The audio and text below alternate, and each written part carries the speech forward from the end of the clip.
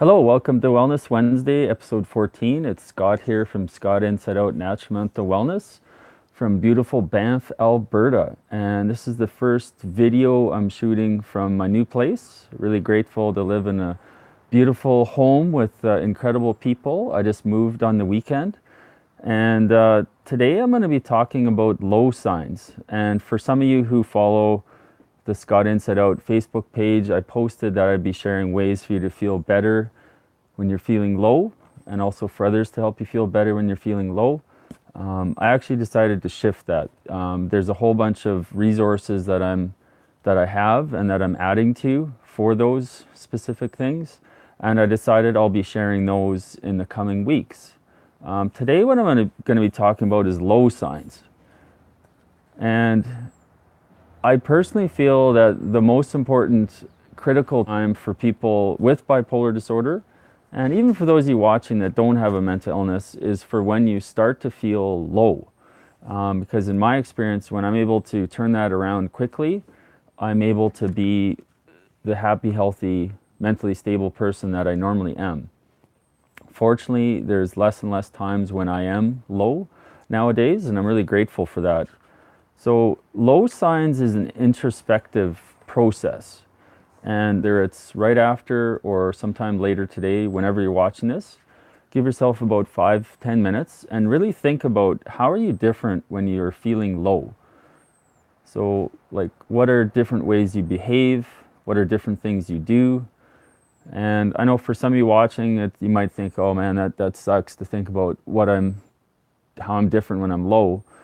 But this is a tool that can potentially really help you, and it can also help others that care about you get you back on track. So it's ideal to think about this when you're feeling good, of course.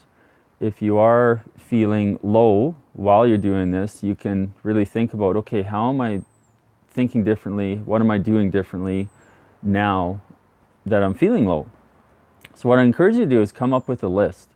And I'll give you some examples from my life. So when I'm feeling low, first of all, I stop asking about others. I totally focus on me. I'm generally someone who's very curious about other people, friends, family, coworkers, etc.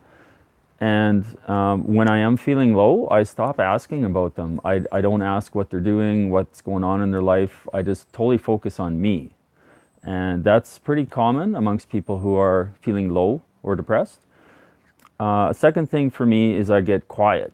So again, when I'm mentally stable, I'm generally fairly talkative, especially with good friends and family. But when I'm feeling low, I definitely get quiet.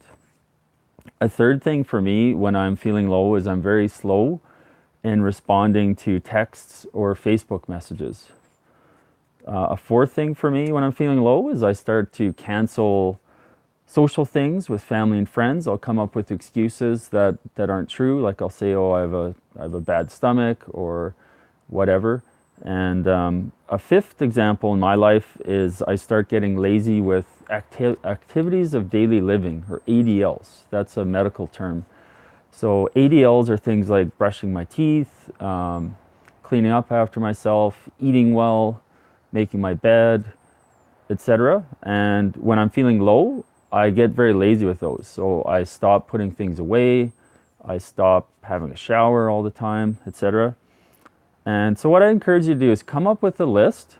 Could be a couple things, could be many things. And when you come up with that list, I'd ask you to consider sharing that list with others in your life who care about you. So that could be your spouse, it could be your extended family, it could be really good friends, could be roommates.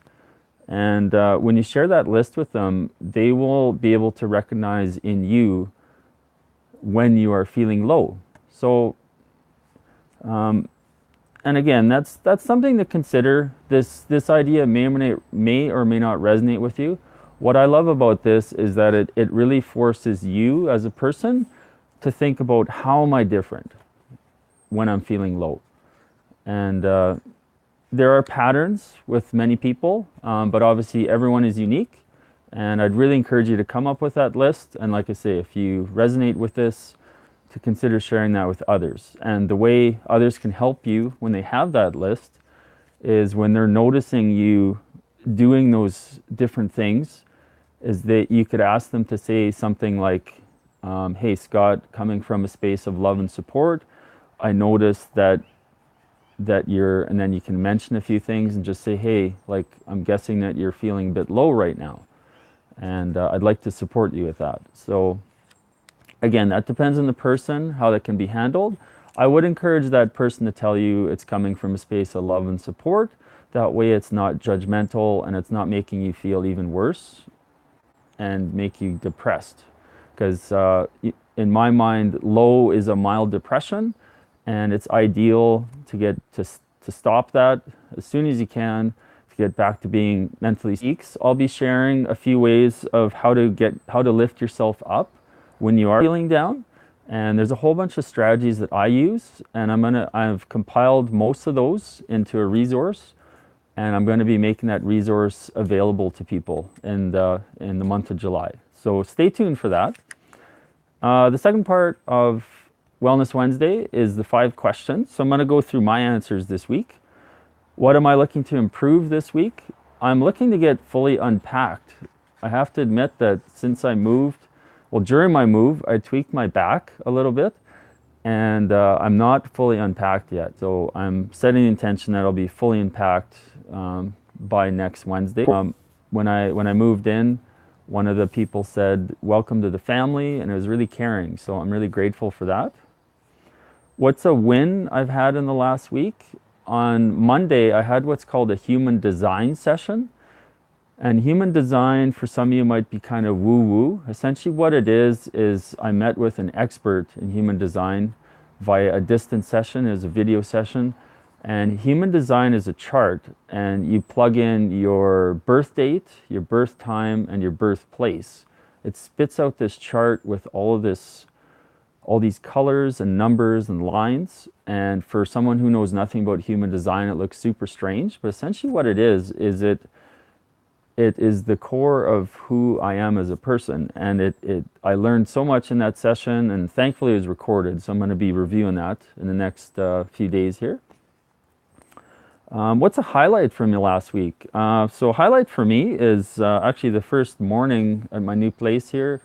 One of the people made some waffles and gave me some extra waffles. So that was a really nice surprise. It felt almost like a bed and breakfast, and I realized it's not a bed and breakfast, but it was a really, really kind gesture and a nice surprise, especially for Canada Day. So I got out the maple syrup and had a really kick-ass breakfast.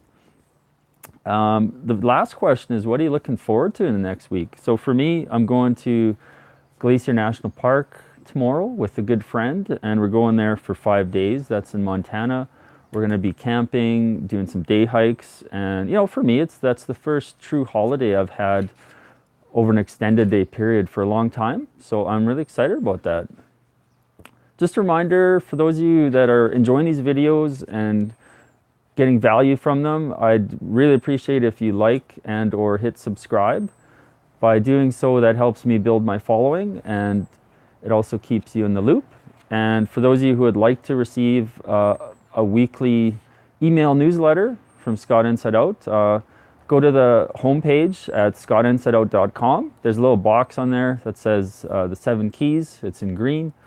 Plug in your name and email, and you'll be receiving weekly emails and keep you abreast the things that I'm doing with Scott Inside Out. And there's a bunch of additional resources and good articles that I share on there. So thanks again for tuning in, and make your mind your ally. Take care.